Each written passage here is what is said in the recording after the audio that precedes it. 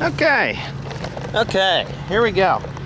This is a field that I did my good corn in my fields video on. I kind of want to keep you all updated on this field because this is actually a pretty poor spot in the field. This is the wet hole of the field. Usually drowns out, doesn't do very good. The emergence is always like crusted over and hard for it to get up and move. But as you can probably see in my background here, you can see right down the rows as the foreground. But this is a wet hole. Generally just shit, you know. My population's a little high for 38-inch rows, and my spacing, I was having trouble with my spacing. As you can see here, I got them awful close together like that, and then there's a gap. I'm actually using precision meters. I paid a lot of money for them. I was a little disappointed in the results that I was getting. Well, a buddy of mine, he says, "Hey, did you change the drive chains on them?" Well, I hadn't changed them in a couple, 3 years. You know, they just weren't, you know, just wasn't at the forethought, you know, just like, they're chains, you know, keep them oiled and they'll be good. Well, lo and behold, I broke a chain, and when I went to repair it, there was like 2 or 3 links in those chains that were seized up, and I didn't realize it. And I figured, well, I'm going to put a new chain on there. Well, sure enough, I put a new chain on, and I inspected the other 3, because I only have a 4-row corn planter. I inspected the other 3, and sure enough, all 4 of them had seized up links.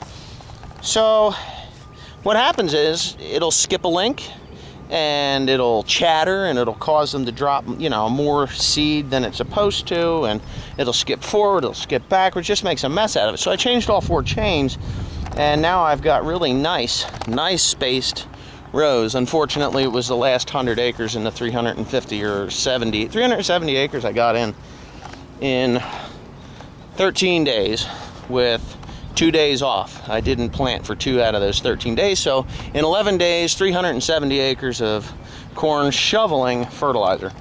But this is the result that I would like to have, except for that right there where there's a double. But yeah, I like nice, even spaced corn. But if you see down the rows, this field has been a hay field for the last probably 5 or 6, I don't know, 7 years. It's been hay. Now I've got corn onto it, and I only put 270 pounds of 524-24-10 in the row. Plus I put 160 units of nitan down, or 155 units of nitan down. But I think I'm lacking in fertilizer. So, let me get myself in the sun here.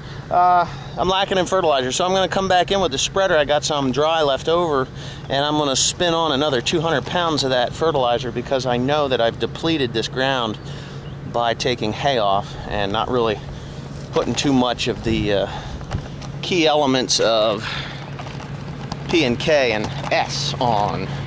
So another 200 pounds to the acre on this bad boy, and I think we're going to have us a bumper crop on this field. It just looks like a beautiful, beautiful, beautiful stand through and through. This is the worst part of the field. I figure I usually go to the worst part of the field, and that's a pretty good gauge as to how well the rest of it's doing.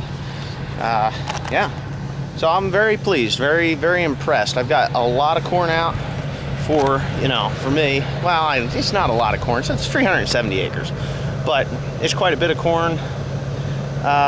But we just saw yesterday, got a phone call from a guy, and they're paying 10 1/4 a bushel if your test weight is 58 and above. It's for dog food. So I actually have corn like that, but I'm not going to haul it all the way to the other side of Harrisburg for that. I'll sell it for $9.50 and they can pick it up, or whatever the hell it is right now. Anyways, thanks for watching. Please comment, rate, and subscribe.